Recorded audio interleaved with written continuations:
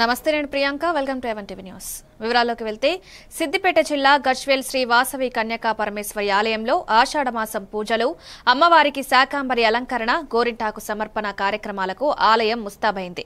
గజ్వేల్ మండల అధ్యక్షుడు జగ్గయ్య గారి శేఖర్, గంగిశెట్టి వెంకటేశం మాట్లాడుతూ శ్రీ వాసవి కన్యకా పరమేశ్వరి అమ్మవారి అనుగ్రహంతో కరుణా కటాక్షాలు పొందాలని అన్నారు. ఆలయంలో విశేష పూజలు, సామూహిక వాసవి పారాయణం, మహా అన్నదాన ప్రసాదం అందజేసి కార్యక్రమం నిర్వహించడం జరుగుతుందని తెలిపారు.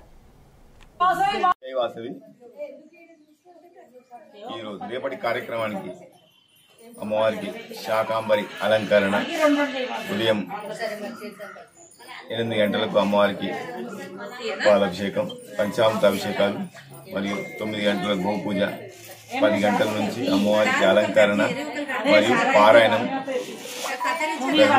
భక్తుల సహకారంతో, అందరి సహకారంతో, వైశ్య సోదరులందరి సహకారంతో ఈ కార్యక్రమం శాకాంబరి ఘనంగా, మహిళల సహకారంతో, అందరి సహకారంతో ఘనంగా జరుగుతుంది. ఈ కార్యక్రమానికి ప్రతి ఒక్కరు సహకరించిన దాతలకు, భక్తులకు అందరికి పేరు పేరున వారికి కృతజ్ఞత తెలుపుతున్నాం.